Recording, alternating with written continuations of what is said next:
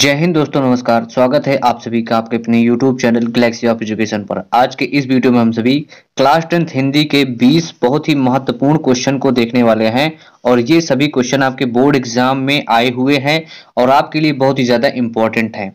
और ये ऐसे क्वेश्चन है जो कि हर बार आपके बोर्ड एग्जाम में पूछे जाते हैं। तो यह वीडियो आप सभी के लिए बहुत ही ज्यादा इंपॉर्टेंट है। चैनल पर नए हैं तो चैनल को सब्सक्राइब कर लेना और वीडियो अच्छी लगे तो इसको भी लाइक जरूर करना। तो आइए स्टार्ट करते हैं। आपका जो पहला क्वेश्चन है यहाँ पर पूछा गया है, इसमें कलम का सिपाही के लेखक कौन है ना।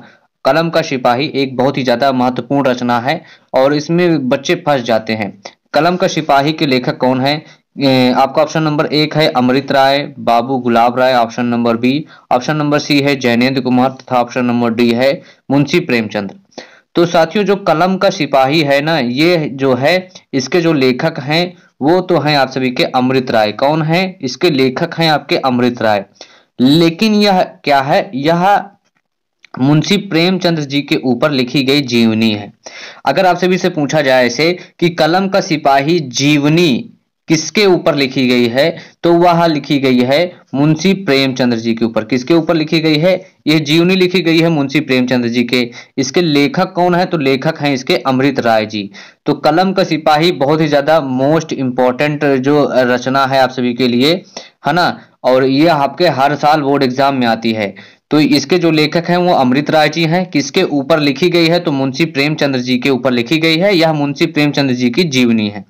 अब चलते हैं आपके नेक्स्ट क्वेश्चन पर। इसका उत्तर भी हमने यहाँ पर लिख दिया है, जैसे कि यहाँ पर आप सभी देख सकते हैं। यहाँ पर लिखा गया है कि कलम का सिपाही हिंदी के विख्यात साहित्यकार अमृत राय जी द्वारा मुंशी प्रेमचंद जी की जीवनी है ना। तो अमृत राय ने इसे लिखा है और जीवनी है किसकी? मुंशी प्रेमचंद जी की।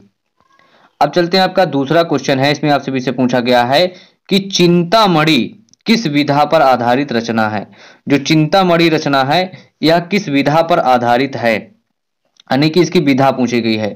यह भी रचना आपके लिए बहुत ही ज्यादा मोस्ट इंपॉर्टेंट है, बहुत बार आपके बोर्ड एग्जाम में पूछी गई है। तो चिंतामणि किस विधा पर आधारित है? क्या यह निबंध विधा पर आधारित रचना है या फिर आत्मकथा, कहानी या फिर उपन्यास? तो साथियों, जो आपकी चिंतामणि है यह एक निबंध विधा पर आधारित रचना है। इसके जो लेखक हैं वो आपके आचार्य रामचंद्र शुक्ल जी हैं, जिन्होंने आपका मित्रता चैप्टर लिखा है ना। तो जो चिंतामणि है यह एक निबंध विधा पर आधारित रचना है। अब चलते हैं, तो देखिए चिंतामणि जो है यह एक, इसका उत्तर क्या है? चिंतामणि निबंध विधा पर आधारित रचना है। आचार्य रामचंद्र शुक्ल जी इसके लेखक हैं, यानी कि इसकी रचना आचार्य रामचंद्र शुक्ल जी ने की है। चलते हैं आपके तीसरे क्वेश्चन पर। तीसरा क्वेश्चन है, निम्न में से गबन के रचनाकार कौन है, यानी कि जो गबन रचना है इसके लेखक कौन है? ऑप्शन नंबर 1 है Suryakant Tripathi Nirala ji, option number B है जयशंकर प्रसाद जी, सी है आप सभी का मुंशी प्रेमचंद और डी है सुमित्रा नंदन पंत जी। तो साथियों, जो गबन है इसकी जो रचना गबन है इसके जो लेखक हैं वो है मुंशी प्रेमचंद जी, है ना। और जो आपका जो गबन है इसकी विधा क्या है? तो इसकी विधा है आप सभी की उपन्यास है। क्या है? उपन्यास विधा पर आधारित यह एक रचना है। गबन जो है ये उपन्यास विधा पर आधारित रचना है। इसके लेखक कौन है? तो लेखक हैं आप सभी के मुंशी प्रेमचंद जी इसके लेखक हैं, है ना। तो यहां से आप सभी का गबन क्लियर हो गया। यह भी बहुत ही ज्यादा मोस्ट इंपॉर्टेंट क्वेश्चन है। अब हम सभी देखेंगे कि मुंशी प्रेमचंद जी ने और कौन कौन से उपन्यास की रचना की है ना। तो मुंशी प्रेमचंद जी द्वारा रचित जो उपन्यास हैं उसमें क्या क्या है? सेवा सदन है। कौन कौन से हैं? सेवा सदन है, प्रेमाश्रम, रंगभूमि, निर्मला, कर्मभूमि, गोदान। प्रेमचंद्र जी ने लगभग 1.5 दर्जन उपन्यास लिखे हैं। उनमें से जो मोस्ट इंपॉर्टेंट उपन्यास हैं उसको हमने यहाँ पर लिखा है। इसमें आप सभी का सेवा सदन हो गया है, रंगभूमि, कर्मभूमि, है ना, गोदान, ये सभी जो रचनाएं हैं ये प्रेमचंद जी के द्वारा लिखे गए उपन्यास हैं, है ना। तो इसको भी आप सभी जरूर याद कर लें। चौथा क्वेश्चन है, इसमें आप सभी से पूछा गया है कि शुक्ल युग की समय अवधि क्या है। बहुत ही ज्यादा मोस्ट इंपॉर्टेंट क्वेश्चन है आप सभी का कि शुक्ल युग की समय अवधि क्या है, यानी कि जो शुक्ल युग है इसकी समय सीमा क्या थी। आप सभी से मेरा क्वेश्चन है कि शुक्ल युग किस लेखक के नाम पर पड़ा। आप सभी को कमेंट बॉक्स में बताना है कि शुक्ल युग किस लेखक के नाम पर पड़ा था, है ना। ये क्वेश्चन आप सभी से मेरा है। तो जो साथियों शुक्ल युग की समय अवधि है वो क्या है, 1919 से 1938 तक का शुक्ल युग, है ना। तो शुक्ल युग है आप सभी का 1919 से 1938 तक का जो समय है, काल है या समय अवधि है, ये शुक्ल युग की मानी जाती है। किसकी है, 1919 से 1938 तक की समय अवधि शुक्ल युग की मानी जाती है। और सन 1900 से, रुक जाइए,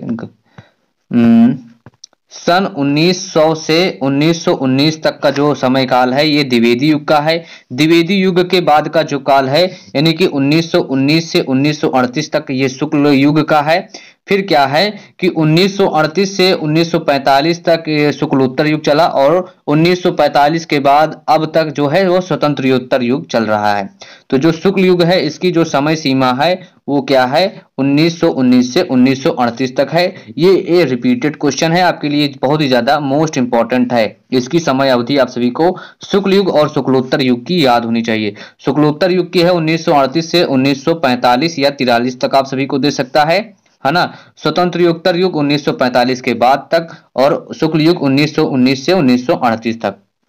बहुत ही ज्यादा मोस्ट इंपॉर्टेंट क्वेश्चन था ये आप सभी का, है ना। जैसे यहाँ पर देखिए हमने उत्तर में लिखा है कि सन 1900 से 1938 ईस्वी तक का काल शुक्ल युग के नाम से जाना जाता है। शुक्लोत्तर युग जिसे आप सभी छायावधोत्तर युग के नाम से भी जानते हैं, इसकी जो समयावधि है 1938 से 1947 तक है ना। अब चलते हैं आपके पांचवा क्वेश्चन पर। पांचवा क्वेश्चन है, इसमें पूछा गया है कि नीड़ का निर्माण फिर किस विधा पर आधारित रचना है। जो आपका नीड़ का निर्माण फिर है यह किस विधा पर आधारित रचना है। ऑप्शन नंबर 1 दिया गया आप सभी का निबंध है, बी है कहानी है, सी है आत्मकथा और डी है यहाँ पर उपन्यास। तो साथियों जो आपका नीड़ का निर्माण फिर है यह एक आत्मकथा विधा पर आधारित रचना है। किस विधा पर आधारित रचना है, तो यह एक आत्मकथा विधा पर आधारित रचना है। और इसके लेखक कौन है, तो नीड़ का निर्माण फिर रचना जो है इसके लेखक हैं आप सभी के हरिवंश राय बच्चन जी। कौन है, हरिवंश राय बच्चन जी हैं। और यह रचना बहुत ही ज्यादा मोस्ट इंपॉर्टेंट है। पूरा ये जो 20 क्वेश्चन मैं आप सभी को कराने वाला हूं, 20 के 20 क्वेश्चन बहुत ही ज्यादा इंपॉर्टेंट है। इसके बाद मैं आपको ऐसा वीडियो लेकर आऊंगा जिसमें मैं जो आपके गद्य और पद्य की बहुत ही ज्यादा मोस्ट इंपॉर्टेंट रचनाएं हैं सिर्फ उन्हीं को मैं एक वीडियो में कराऊंगा। तो आप सभी हमारे चैनल से जुड़े रहें, है ना। अब चलते हैं आप सभी के नेक्स्ट क्वेश्चन पर। देखिए यहाँ पर इसका उत्तर हमने लिया है कि नीड़ का निर्माण फिर आत्मकथा विधा पर आधारित रचना है जिसके लेखक हैं आप सभी के हरिवंश राय बच्चन जी। अगर आप सभी को यह पीडीएफ चाहिए तो आप सभी हमारे टेलीग्राम चैनल को जरूर ज्वाइन करें। तो यहाँ पर देखिए पूछा गया है रचना में कि प्रिय प्रवास किस युग की रचना है ना। प्रिय प्रवास जो है यह किस युग की रचना है। ऑप्शन नंबर ए है यहाँ पर द्विवेदी युग। तो जो प्रिय प्रवास है यह एक द्विवेदी युग की रचना है। किस युग की रचना है, द्विवेदी युग की रचना है। इसके लेखक कौन है, तो इसके लेखक जो हैं वो आप सभी के अयोध्या सिंह हरिऔध जो हैं, हरिऔध जी इसके लेखक हैं। प्रिय प्रवास जो है रचना जो है इसके लेखक कौन है, हरिऔध जी हैं।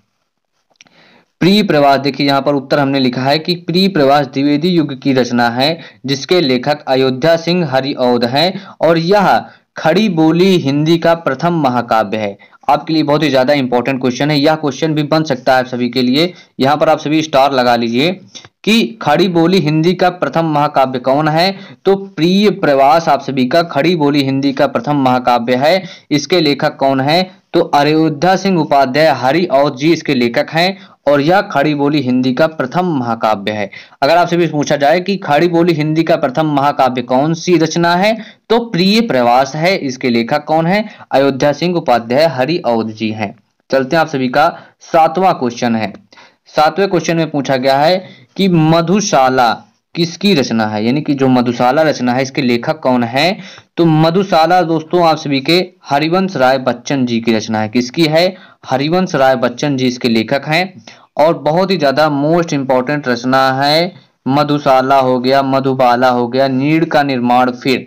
आपके पेपर में एक रचना हरिवंश राय बच्चन जी की जरूर पूछी जाती है, एक रचना जयशंकर प्रसाद जी की पूछी जाती है, और एक रचना आप सभी के आचार्य रामचंद्र शुक्ल जी की जरूर मिलेगी। आप सभी चाहे जो भी सेट उठाकर देख लीजिए, यूपी बोर्ड के हर पेपर में इनकी एक एक रचनाएं जरूर देखने को आपको मिल जाएंगी।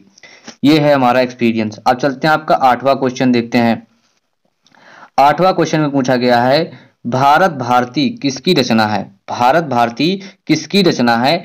तो भारत भारती आप सभी का मैथिली शरण गुप्त जी की रचना है। किसकी है? मैथिली शरण गुप्त जी इसके लेखक हैं, और रचना आपके लिए बहुत ही ज्यादा मोस्ट इंपॉर्टेंट है, क्योंकि ये बहुत बार आपके बोर्ड एग्जाम में पूछी गई रचना है। तो भारत भारती मैथिली शरण गुप्त जी के द्वारा लिखी गई एक रचना है। अब चलते हैं आगे, चलते हैं। यहां पर देखिए उत्तर में लिखा गया है कि भारत भारती मैथिली शरण गुप्त के द्वारा लिखी गई एक काव्य रचना है। किस विधा पर आधारित है? तो यह एक काव्य रचना है। भारत भारती मैथिली शरण गुप्त द्वारा रचित एक काव्य रचना है। अब चलते हैं, आपका 9वां क्वेश्चन है। इसमें आपसे भी से पूछा गया है कि आधुनिक काल की समय अवधि क्या है? आधुनिक काल कब से कब तक चला? तो यानी कि जो आधुनिक काल है, इसकी जो समय अवधि है दोस्तों, वो है सन 1843 से अब तक का जो समय चल रहा है। यानी कि जो सन 1843 के बाद का जो समय अभी तक चल रहा है, अभी जैसे 2024 चल रहा है, तो ये जितनी भी अभी ये 1843 के बाद 2024 अभी जो आने वाले साल हैं, अभी ये सभी काल जो हैं ये सभी आधुनिक काल के अंडर में है। तो अभी जो आपका इसमें राइट आंसर है कि आधुनिक काल की जो समय अवधि है सन 1843 से अब तक का जो काल है, यह एक आधुनिक काल है। चलते हैं आपसे नेक्स्ट क्वेश्चन पर। 10वां क्वेश्चन है, इसमें पूछा गया आप सभी से कि मतीराम किस युग के कवि हैं? बहुत ही ज्यादा मोस्ट इंपॉर्टेंट है। इसमें आपसे भी पूछ लिया गया है कि जो कवि हैं मतीराम, ये किस युग के कवि हैं? तो जो आपके मतीराम हैं ये रीति काल के कवि हैं। किस काल के कवि हैं? तो रीति काल के कवि हैं। चलते हैं आपके 11वें नंबर क्वेश्चन में। 11वां क्वेश्चन में पूछा गया आप सभी से कि हास्य रस का स्थायी भाव क्या है? तो दोस्तों जो आपका हास्य रस है, इसका स्थायी भाव होता है हास, है ना। जो आपका शोक है या आप सभी का करुण रस का स्थायी भाव है। किसका है? ये आप सभी के करुण रस का स्थायी भाव है। हास जो है ये हास्य रस का स्थायी भाव है। और जो देखिए यहाँ पर रति जो है, रति जो है ये श्रृंगार रस का है। किसका है? श्रृंगार रस का है आप सभी का स्थायी भाव। निर्वेद जो है ये शांत रस का है, शांत रस का स्थायी भाव है। यहां पर आपसे भी से पूछा गया है क्योंकि आपके सिलेबस में हास्य रस है और करुण रस है, तो हास्य रस का स्थायी भाव हास होता है, करुण रस का स्थायी भाव शोक होता है। चलते हैं आपके नेक्स्ट क्वेश्चन पर। 12 नंबर क्वेश्चन में पूछा गया आप सभी से कि इसमें एक आप सभी को पैराग्राफ दिया गया है, जिसमें पूछा गया है कि सोढ़त ओढ़े पीत पट श्याम सलोने गात मानव नीलमणि शैल पर आपंत पर्यो प्रभात में कौन सा अलंकार है? तो जब भी आप सभी से अलंकार पूछा जाए कि कौन सा अलंकार है, एक लाइन दे दी जाए, तो आप सभी को वाचक शब्द को पकड़ना है। किसको पकड़ना है? वाचक शब्द को अगर आप सभी को पकड़ लिए तो आप सभी अलंकार पकड़ लिए। जैसे यहां पर देखो, मानो वाचक शब्द क्या है? मानो, मनु मानो जनु जानो। तो मनु मानो जनु जानो किसका वाचक शब्द है? तो ये आप सभी का उत्प्रेक्षा अलंकार का वाचक शब्द है। तो यहां पर कौन सा अलंकार हुआ? यहां पर आप सभी का ये जो लाइन दी गई है इसमें आप सभी का उत्प्रेक्षा अलंकार है। तो अलंकार को समझने के लिए आप सभी को वाचक शब्द को पकड़ना पड़ेगा। तो आप सभी को इसकी परिभाषा ध्यान पूर्वक याद करनी है, उसके वाचक शब्द को जरूर याद रखना है। 13 नंबर क्वेश्चन में पूछा गया है कि रोलना छंद में कुल कितने चरण होते हैं, है ना। इसमें ऑप्शन नंबर 1 है 8 चरण होते हैं, बी है 4 चरण होते हैं, सी है 5 चरण, या फिर डी है 2 चरण। तो आप सभी को इसका उत्तर देना है हमको कि रोला छंद में कितने चरण होते हैं। तो साथियों जो आपका रोला छंद होता है इसमें होते हैं आप सभी के 4 चरण होते हैं। कितने चरण होते हैं? रोला छंद में 4 चरण होते हैं, और इसमें 24 मात्राएं होती हैं। कितनी मात्राएं होती हैं? अगर आपसे इस मात्राएं पूछी जाए तो 24 मात्राएं होती हैं। 11 से 13 के विराम में यहाँ पर यति पाई जाती है। क्या पाई जाती है? यति यानी कि विराम पाया जाता है ना। तो रोला में आप सभी के होते हैं 4 चरण, 24 मात्राएं होती हैं और 11 और 13 के बीच में यति पाई जाती है। देखिए यहाँ पर हमने लिखा भी है कि रोला छंद में 4 चरण होते हैं, 24 मात्राएं होती हैं और 11 और 13 के मात्राओं के बीच में यति पाई जाती है। 14 नंबर क्वेश्चन में आप सभी से पूछा गया है कि आकर्षण शब्द में कौन सा उपसर्ग है? उपसर्ग वे शब्दांश होते हैं जो किसी शब्द के पहले लगाए जाते हैं। तो आकर्षण क्या है? आ प्लस कर्षण, क्या? कर्षण। तो यहां पर कौन सा उपसर्ग है? आ उपसर्ग पाया गया है ना। तो आकर्षण में कौन सा उपसर्ग है?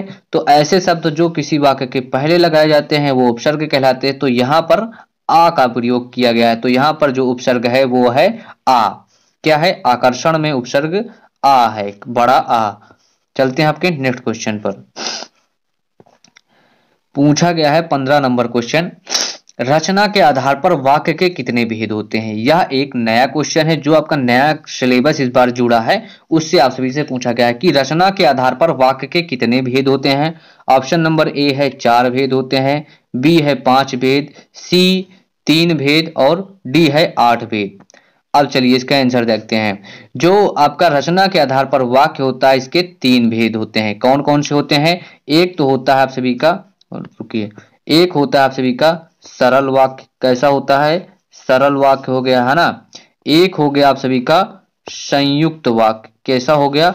संयुक्त वाक्य हो गया।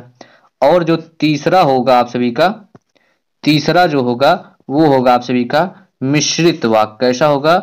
मिश्रित वाक्य, यानी कि सिंपल, कंपाउंड और कॉम्प्लेक्स। रचना के आधार पर वाक्य के 3 भेद होते हैं, सरल वाक्य, संयुक्त वाक्य और मिश्रित वाक्य। चलते हैं आप सभी के नेक्स्ट क्वेश्चन पर।